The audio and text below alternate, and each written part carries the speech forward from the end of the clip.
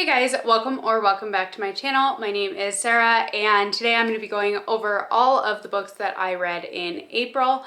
I don't have all of them on hand. A couple I have given to my dad, so I will add in pictures of them when I need to. But let's just go over what I read.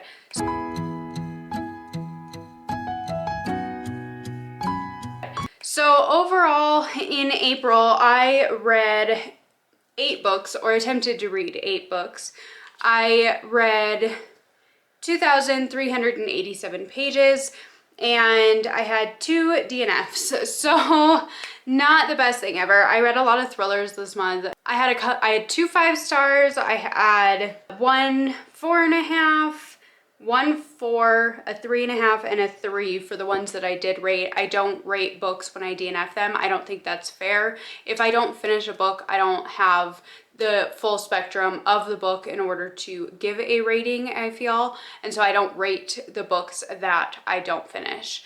But with that being said, let's get into my April wrap up. So the first book that I picked up in April was Listen for the Lie by Amy Tintera. This one is following, what was her name? Lucy. And when she was younger, living at home, her best friend Savvy was killed and Lucy was found walking along the side of the road after the fact, covered in blood, her own and Savvy's, and didn't remember anything that happened that night. So she is accused by the murder by everyone in the town, but they have no proof of it. And she doesn't remember anything. So because of that, she doesn't feel right staying in town, and so she leaves. But then, like, I think it's 5 years later, there's a guy who is a podcaster who comes to town and is wanting to reopen this cold case and try and find out what actually happened to Savvy. And Lucy comes back for her grandmother's birthday and gets caught up with that, also wanting to find out what truly happened during that time. So personally, I loved the first half of this book. I flew through it and I was having such a good time. It was just kind of a fun, quirky kind of thriller, which I don't usually associate that kind of a thought with thrillers, but I was really having a great time with this. However, the second half of this book really fell off the bandwagon for me, and there were some tropes in here that came up that aren't my specific taste and that I don't really care for, so that kind of drug it down for me. Also, I felt like there was a really unnecessary relationship in this book, and I didn't care for that. So overall, I ended up giving this book 3.5 stars. I really liked her writing style, and I thought it was really, really fun. But the second half of the book just really fell off the bandwagon for me. I wasn't as surprised with the twist as I hoped to be. And so there were just some things with it that I just didn't care for. And so that's why I gave this one 3.5 stars. I do really want to try something else by this author when she comes out with something new. I don't think she has yet, but whenever that happens, I would love to try her work again. And hopefully it'll be a little bit more my speed. But I did enjoy this one enough that I gave it 3.5 stars, and I did finish it. Like I said, I love the first half of this book. It's just the ending just didn't do it for me, so I gave this one 3.5 stars. The next book I picked up is the first one that I don't have on hand, and that was, I will put a picture of it here. That was The Fury by Alex Michaelides. This one, I don't remember the name of the characters in this book, but this one is basically that a murder happens to a really famous actress on an island in Greece over Easter weekend. And it's a look into like what happened that night. And this group of friends had gone to the island for Easter with this actress. It was her husband and a bunch of their friends. Secrets are revealed, things happen. And it was kind of written in the perspective similar to everyone on this in my family has killed someone, where you're getting the perspective like the writer is talking to you and telling you the story. And I do really like that. However, I feel like Benjamin Stevenson did it better with Everyone in My Family Has Killed Someone. I liked that book better when I read that one, and I felt like this one was really lackluster for me. I thought the twists were okay, but I felt like I was just really disappointed. I really thought he could have taken the plot twists in that book and really pushed things so much further to really shock you, and he didn't do that. So I felt like with this one, you know, I always say that The Silent Patient by Alex Michaelides is one of my all-time favorite thrillers, and I felt like with that one, he really pushed the bar with that one and had that huge shock factor, and I absolutely loved it for that. And I felt like with this one, I was really, really hoping for that, and I felt like he really had the opportunity and the setup to do that, but then it was like he almost like played it safe, like he was afraid that people weren't gonna like it as much if he didn't do that, or if he did push it that far. And so I felt like it was a really missed opportunity for him, which is why I ended up giving this book 3 stars. I enjoyed it. I like his writing. I fly through his books, and his books are intriguing. However, like I said, that perspective of a book, I felt like Benjamin Stevenson did it better. And so I didn't fully follow that. And I felt like he didn't push things far enough. I felt like he really, really missed a chance for that one to end up being really exceptional. And instead it ended up just being a really mediocre thriller for me. So next up, I picked up The Shadow of What Was Lost by James Islington. I made it 92 pages into this book and ended up DNFing it for now. I do want to come back to this one. However, the first 92 pages in this book, I was so incredibly bored and not fully following like everything that was happening. I thought the writing was fine. I just wasn't super invested in this, and I was trying to do my random number generator challenge when I was reading this book, which is really difficult when you're not super invested in it, and it's super long. It's almost 700 pages, I believe, and I just wasn't feeling it, so I put this one down for now. I wrote it down that I read 92 pages in this because I felt like I read a pretty substantial amount of the book. Obviously, when it's a book this large, it's not very substantial, but I still wrote it down to talk to you guys about it. This one, it was following kids with magic, some kind of a magic, that they were at a school, and something had happened that basically most of the people with magic had been wiped out, and so they were kind of treated warily and people didn't really care for them. And the main character, Davian, his abilities are different. He can tell when somebody's lying, like smoke looks like it's pouring out of their mouth when somebody's lying to him. So his abilities are different, and he's never understood why. So, like I said, I didn't get very far into this one, and that's a really terrible description of the beginning of this book, but I think when I do go back to read it, I'm going to start it over. But this one, I did read 92 pages in this and DNF'd it. Okay, so next up, we have my first 5-star book of the month, and that was Inkblood Sister Scribe. I also picked it up for that TBR Jar challenge video.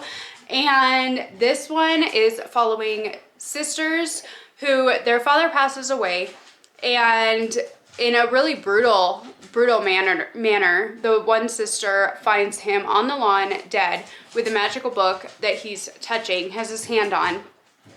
All the blood has been drained from his body.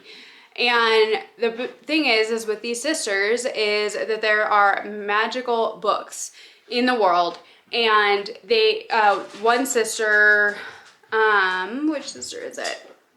Joanna, can hear the magic of these books and is drawn to them. She feels a need to protect them and take care of them, preserve them, so that way their magic can be saved, basically.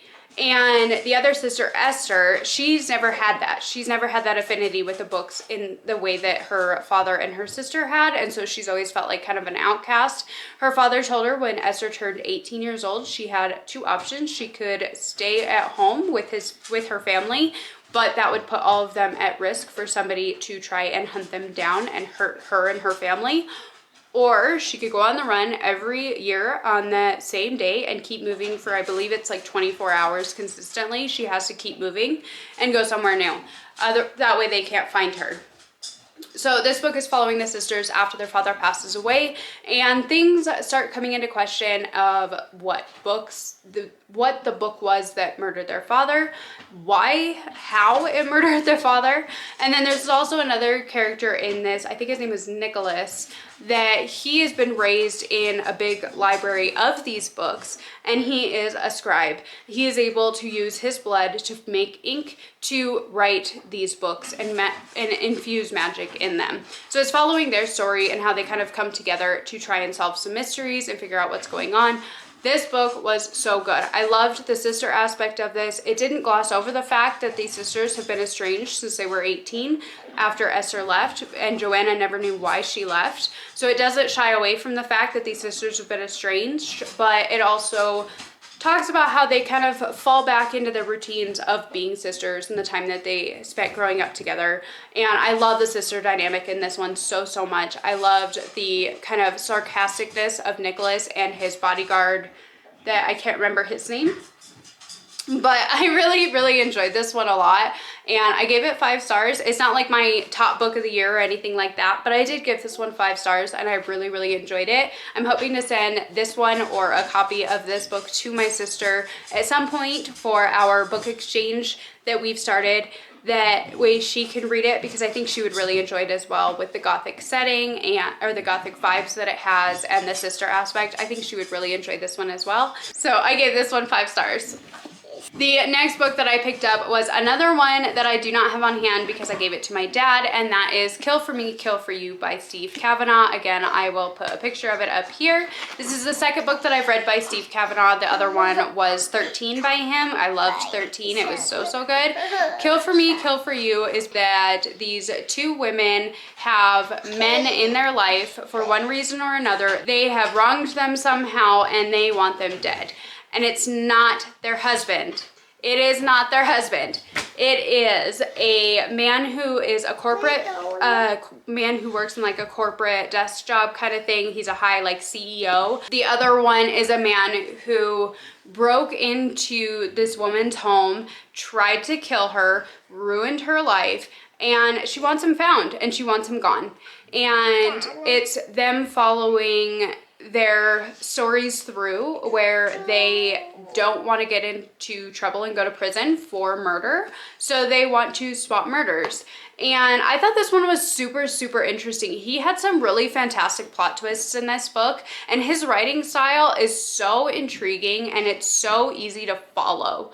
You're following multiple different perspectives in this book. You're following each of the women, as well as you get a few chapters from the perspective of the one woman's husband, and then you get perspectives from one of the cops, and so there's different perspectives thrown in, and I thought he did that really well. I kind of wish that he could have pushed it just a little bit further with those plot twists, added in something. There was something that was super repetitive with the investigator about him having like aches and pains and stuff, and nothing really came to fruition from that, which I was really hoping that there would be some kind of a connection there, and there just wasn't one. So there was some things that I wish that he could have pushed it just a little bit further, but overall I really enjoyed this book, and I gave it 4.5 stars. It wasn't quite a 5 star. If he would have pushed things just a little bit more, I feel like it would have been, but it just didn't quite make it. Again, I've handed that one off to my dad for him to read as well. He really wants to read 13, and I don't have 13, so I ended up giving him this one to read too. The next one that I did end up DNFing was Looking Glass Sound. Now, I tried so hard to read this book and enjoy this book. This book and the synopsis, it gave me vibes of The Secret Window with Johnny Depp, where he is a writer and he starts having chunks of time where he doesn't remember what's going on. And that's what this one is basically about. This kid, when he is 15 or 16 years old, his parents, they go up to this place in Maine, the bay in Maine, to spend the summer after his, grandfather or great uncle or somebody like that passes away. They inherited this cottage, and so they go up there for the summer, and he finds out about this, I don't even remember what he's called. It's kind of like the Chalkman type of thing, the Chalkman kind of vibes, where this man would take pictures, Polaroid photos of children with him holding a knife to their throat, but nothing ever actually happened. It was just pictures showing that he could do it. So he learns about the person and stuff like that in his time there, and then after a while he actually finds a Polaroid. So I ended up making it 196 pages into this book, and I did not like it at all. So I read the first 100 or so pages of this physically, and then I tried switching to the audiobook for about 50 pages or so, and then I went back to reading it physically just to try and push through it, and I finally gave up, because this book while the premise sounds intriguing and the overall bit of what I talked about sounds intriguing, it was so incredibly boring. It was a coming of age story for this kid is basically what this was. So it's talking about like the summers and stuff and how he goes back for the summers and he makes friends and then they drift apart and then he goes to college, and there's so much extra in this book. It's ridiculous. So I ended up making it, like I said, 196 pages in. And the thing is the part that kept pushing me on is that as soon as I was like, okay, I'm gonna finish this chapter, and then if I don't like it, I'm just gonna DNF it, I'm gonna stop reading. But then something would happen at that particular section of the book, just out of pure luck, that it was kind of intriguing, and it was, you know, saying things like, and that's when I started having these blackouts. And then like I would be intrigued, and so I'd want to keep reading and see what would happen with that. But then it would go back to, and then I went to college and I made a friend with this guy and I kind of had a crush on him, and then we were friends, and then we did this, and it went on for like another 50 pages before anything happened. And I was so sick of that. It was such freaking ridiculous that as soon as you get like one little tidbit to keep you hooked into this book, and then it changes gears and it goes back to being absolutely nothing. So I did not like this book at all. I'm sure the people that like Catriona Ward might have enjoyed this one. I know a lot of people really enjoyed The Last House on Needless Street. I finished that one, but I didn't really care for that one either. I think I gave it 3 stars. I don't think that Catriona Ward is for me. I was really, really hoping that I would enjoy this one and that it would kind of be like a redeeming thing from Last House on Needless Street, that maybe that just wasn't my vibe. But I just did not enjoy this at all. I can't believe I made it 196 pages into this. My husband was like, why don't you just finish it if you're that far? It's like, because I don't want to. I don't want to keep reading this. I'm not liking it at all. So I did DNF this one at 196 pages, and I will be unhauling it. Next up, I changed gears and I decided to do some mood reading, and I am so glad that I did, because the next book that I picked up was The Queen of Blood by Sarah Beth Durst. Now, if you watched my top 10 books of 2024, you know that Sarah Beth Durst was my #1 for The Spell Shop, was my top book of last year. So when I seen this beautiful book at Barnes & Noble, I had never heard of it, but it's an adult epic fantasy that she wrote, and they are reprinting them in these beautiful editions. So I bought it and I had to read it immediately. So this one is an epic fantasy. This is following Delina. I had to remember her name. This book is following Delina, and when Delina is 10 years old, her village is massacred, and her family are the only survivors of this massacre. What happens is they have these little spirits, these little forest, earth, air, fire, water, elemental spirits that live everywhere in amongst the people, and they hate humanity. But the queen is supposed to keep all these spirits in check so that way they don't massacre and like kill everybody. But something happened with her village that they ignored the queen's rule and they massacred her village, and everybody in the village died except for her and her family, because she has an affinity to these spirits and she was able to make them leave. So because of having that, she ends up going to a school which basically is for her to learn about her gift and prime her to potentially become the next queen or the next heir, and so that way she can control the spirits and learn how to control her power over the spirits and whatnot.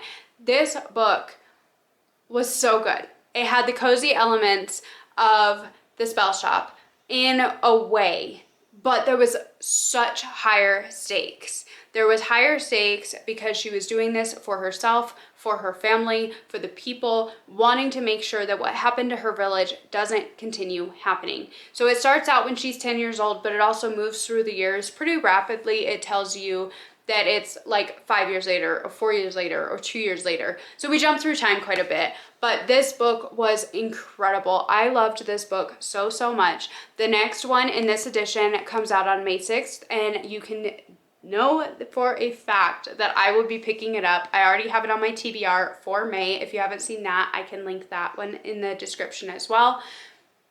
but I'm planning on continuing this series. I really, really enjoyed this. Delina, her character is fantastic. She is so committed. She is not the most powerful when it comes to her magic and her affinity for these spirits. She's not the most powerful, but she is committed. She wants to make it work. She wants to work hard, and she is definitely committed to it. And I love that about her character. The other character that we're following in here, I can't remember his name off. I'm so bad with names, guys. So bad with names. But it's the guy that saved her and her family, or that was there when her town got massacred, and he's the champion. There we go. He is a champion, and he is able to pick who he will prime and tutor to become an heir. And so we also get perspectives from him as well. And it's so good. There's a little bit of romance in here. There's magic in here. The atmosphere in this book is fantastic, and I absolutely loved it. This is another book that I will be getting a copy of this to send to my sister because I think she will love this as well. Like I said, it's got the cozy fantasy elements and vibes, but it's a lot higher stakes. So it's more of an epic fantasy. But this book was so good, and it was written so beautifully. I love her writing so much. So I am super excited to pick up the next book. And like I said, I gave this 5 stars, and I will be continuing it hopefully very, very soon. As long as my Barnes & Noble has the next book on May 6th, I will be going to pick it up. So that being said, love this book, 5 stars. Sarah Beth Durst is very quickly turning into an auto-buy author for me, at least for her adult books. I don't know about the middle grade or YA or any of that because that's not really my kind of vibe. But for adult fantasy books, she's definitely becoming an auto-buy author for me. All right, and last but not least, there was a book at Barnes & Noble that caught my attention because it was beautiful. And I heard a lot of very, very mixed things about it. I wanted to go back and buy it, and then I heard people DNFing it or not caring for it, and it made me nervous. It made me very, very nervous. But I went and bought it anyways because I just had to know. I had to know. So that book, I don't know if you'll recognize it by these beautiful pages, but I couldn't leave it at the store, so I got Firebird. And this is by Juliet Cross. This is a dragon shifter, slave and slaver fantasy romance. And I know that it is very, what's the word? I know that people have a lot of mixed feelings about this. I know a lot of people don't like the slaver and slave dynamic. I never read it before, and I didn't know about if I was gonna like it or not. I didn't know if it would be my thing, and I know a lot of people, there's a lot of conflict. That's the word I was looking for. There's a lot of conflict surrounding this book right now because of that. He is a dragon shifter. He is a high-ranking Roman in the ancient times that this is set in. This is set in ancient Rome. And it's kind of like Spartacus. Said that when I was talking to my husband about it, my sister about it. It's like Spartacus. So that's how I went into this book. And then she is a prisoner who he takes as his slave. And after she gets captured in a battle, she gets taken prisoner, and then he takes her as his slave. But he has this connection with her from her past when he saw her and her family dancing and performing. And so he has a connection with her, and so he takes her to save her from getting killed as a prisoner and makes her his slave. So that's the thing. I went into this book thinking Spartacus. Spartacus is graphic, it's sexual, it's all of the things. So I went into this book expecting that. Now I seen one review on Goodreads that said that they had seen this compared like with Westeros from Game of Thrones. I don't see that at all. I see Spartacus. Now, if you go into this book thinking that it's going to be like Spartacus, you'll kind of get bits and pieces of that at the beginning. The further that you get through the book, the less there is with that comparison. I went into this book expecting that. So there are elements in this that are a little bit questionable because of the fact that she is a slave and it is ancient Rome where they have parties, and at those parties they have orgies, and that's just how it is. So there are those elements in this, so definitely be prepared for things like that going into it. Like I said, think Spartacus. But that aside, I really enjoyed this book. I liked it a lot. And I think it's because of going into it with that expectation that I enjoyed it as much as I did. Because honestly, the further I progressed through the book, the further it got away from Spartacus, and actually the more I was disappointed in it. So I ended up giving this book 4 stars. I did really enjoy it. I thought it was well done. I thought that she didn't go, because she's not treated like a slave. Like, she is a slave, but at the same time, like, she is in a household where she is not hurt, abused, raped, anything like that. She doesn't have that in the house. There's elements of it that are in the book, in other houses and other masters and whatnot, other, what's the word? Dominas and things like that. But it's not so much in this household, and I think that's the thing, is it doesn't have it as bad for her. She actually has things really, really well off for her situation. And so, like I said, the further it got through the plot, or through the book, the less it was more like Spartacus. But going into it, I thought that was a really, really great expectation to go into it with, to be more successful. If you're expecting that, then you're not surprised when things get a little bit over the top. So I enjoyed this a lot. I ended up giving this 4 stars. I'm really curious to see what happens in the next book. It's not supposed to come out for like another 2 years or something crazy like that, or like 1.5 years. But I did enjoy this. I gave it 4 stars. I'm so glad that I can have this displayed on my shelves now.